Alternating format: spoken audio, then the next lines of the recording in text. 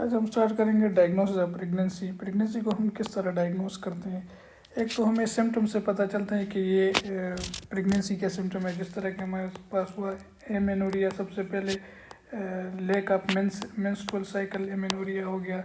दूसरा हमारे पास हो गया मोशन सिकनेस, जो वोमिटिंग होती है, मोशन सिकनेस, इससे भी अब हमें पता चलता है। दूसरा जो क्विकनिंग होता है, जो बच्चे का पेट के अंदर जो मूवमेंट होता है, उससे हमें पता चलता है।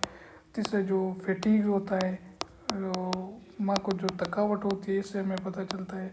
तो ये तो हमें सिम्टम से पता चलता है कि ये प्रेगनेंसी के सिम्टम है। अब हम डायग्नोस कैसे करेंगे। कोई भी लेडी अगर रिप्रोडक्टिव एज में है और सेक्सुअली एक्टिव है, अगर वो किसी ऐसे सिम्टम के साथ, जैसे मेंस्ट्रुअल एमेनोरिया हो गया, लैक ऑफ मेंस्ट्रुअल साइकिल, तो हमारा जो सबसे मेन और इम्पोर्टेंट और सबसे पहला प्रोटोकॉल होगा वो उसकी जो है प्रेगनेंसी रूल आउट करनी होती है कि इसकी प्रेगनेंसी है कि नहीं है। ये एमेनोरिया के सबसे जो मोस्ट कॉमन काज है वो है प्रेगनेंसी। तो प्रेगनेंसी हम कैसे रूल आउट करेंगे, हम कैसे कंफर्म करेंगे कि ये लेडी प्रेग्नेंट है। तो उसके लिए हम बीटा एचसीजी क्या है, इसको हम कहते हैं ह्यूमन कोरियोनोगोनेडोट्रोपिन। ये एक हार्मोन है जो कि प्लेसेंटा रिलीज़ करती है। ये इम्प्लांटेशन के बाद, तकरीबन इम्प्लांटेशन के 4-5 दिन बाद ये बीटा एचसीजी जो है ये रिलीज़ होना स्टार्ट हो जाती है। तो हम इसके हमारे पास एक तो हम सीरम में बीटा एचसीजी चेक करते हैं, एक हम करते हैं यूरिन में। लेकिन दोनों में डिफरेंस क्या है, तो beta HCG in serum and beta HCG in urine. ये जो यूरिन में हम बीटा एचसीजी टेस्ट करते हैं यूरिन, ये जो अब हम देखते हैं एलाइजा, इसको एलाइजा टेस्ट भी कहते हैं, एलाइजा या कार्ड टेस्ट होता है। ये जो यूरिन में हम वो एक स्ट्रिप्स हमें मिली होती है, वो हम यूरिन में डिप करते हैं और हमें पता चलता है कि ये लेडी प्रेग्नेंट है कि नहीं है। तो यूरिन में जो बीटा एचसीजी है, ये जो केमिकल है, ये जो हार्मोन है, इसकी सेंसिटिविटी है 30 to 50 मिली इंटरनेशनल यूनिट पर ml। अगर इतना पर ml में अगर इतना मौजूद है बीटा एचसीजी, तो ये टेस्ट हमें सही रिज़ल्ट देगा। अगर इससे कम है तो ये हमें सही रिज़ल्ट नहीं देगा। इसके बरक्स अगर हम देखें सीरम में, तो सीरम में जो बीटा एचसीजी की सेंसिटिविटी है वो 0.05 मिली इंटरनेशनल यूनिट पर ml। अगर 0.05 मिली इंटरनेशनल यूनिट पर ml भी प्रेजेंट हो तो भी हमें पता चलता है, हमें बीटा एचसीजी से मालूम हो सकता है कि ये प्रेगनेंसी है कि नहीं है। तो ये जो सीरम वाला है ये सबसे ज़्यादा एक्यूरेट है और रिलायबल है।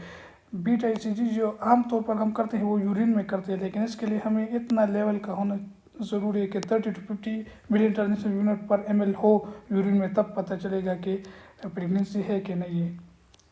The standard for diagnosing pregnancy can be detected in serum और यूरिन। तो ये जो सीरम है इसकी सेंसिटिविटी ये याद रखें, सीरम में कितनी सेंसिटिविटी है और यूरिन में। Serum HCG is more sensitive. जिस तरह आपको होता है 0.05 भी अगर पर ml मौजूद है तो ये डायग्नोस कर सकते हैं प्रेगनेंसी को। And proper if menstrual cycle is less than a week late.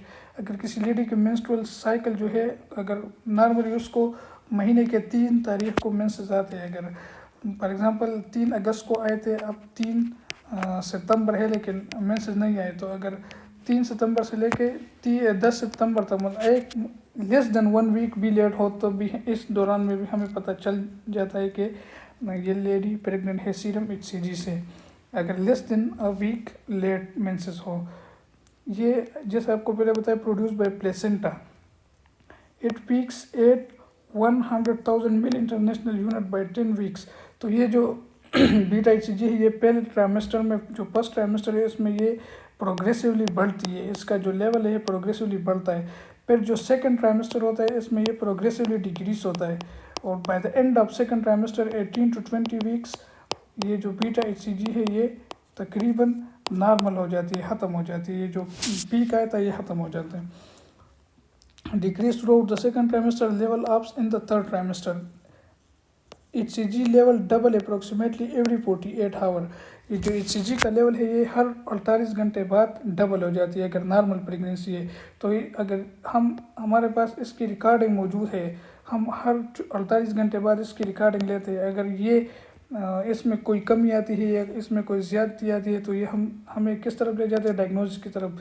या तो ये एक्टोपिक प्रेगनेंसी है या इसमें कोई ट्रोपोप्लास्टिक डिजीज़ है। ट्रोपोप्लास्टिक कैंसर्स भी होते हैं, ट्रोपोप्लास्टिक गेस्टेशनल ट्रोपोप्लास्टिक डिजीज़ होते हैं, जो कि इस चैप्टर के लास्ट में दिए गेस्टेशनल ट्रोपोप्लास्टिक डिजीज़। तो ये इससे हम बीटा-HCG के जो डबलिंग लेवल है, अगर ये सही नहीं हो रहा तो इससे हम डायग्नोस कर सकते। नॉर्मली हर 48 घंटे बाद HCG का लेवल डबल हो जाता है up to 10th week. This is open use to diagnose ectopic pregnancy when doubling is abnormal. Ultrasonography, ये तो हमारे पास हो गया बीटा-HCG का सीरम या यूरिन। अब हम अल्ट्रासाउंड पे भी प्रेगनेंसी को डायग्नोस करते हैं। तो use to confirm an intrauterine pregnancy. Pregnancy तो दो किस्म की, या तो पुलेपिन ट्यूब में या जो यूट्रस के अलावा एबनॉर्मल लोकेशन पे भी ये जो फर्टिलाइजेशन है ये हो सकती है। तो अगर हमने कंफर्म करना है कि ये प्रेगनेंसी यूट्रस ही के अंदर है तो हमें एक ही मेथड है हमारे पास, वो है अल्ट्रासोनोग्राफी। तो अगर हम अल्ट्रासाउंड करते हैं तो इससे हमें ये पता चलता है कि ये इंट्रायूट्राइन प्रेगनेंसी है या इंट्रायूट्राइन प्रेगनेंसी नहीं है। अगर हमारे पास बीटा-HCG का लेवल बढ़ रहा है, हमारे पास प्रेगनेंसी के सारे साइन एंड सिम्टम है, लेकिन यूट्रस खाली है, यूट्रस में प्रोडक्ट ऑफ कंसेप्शन नहीं है, POC mean product of conception नहीं है, तो इसका मतलब है कि ये एक्टोपिक प्रेगनेंसी है। तो हम इसको एज एक्टोपिक प्रेगनेंसी लेंगे। Gestational sac is visible on transvaginal ultrasound. ये जो फर्टिलाइजेशन होती है, फर्टिलाइजेशन के बाद एक सेक किस्म का बनता है जिसको हम कहते हैं गेस्टेशनल सेक।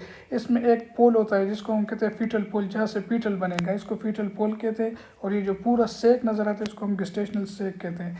तो ये जो गेस्टेशनल सेक है ये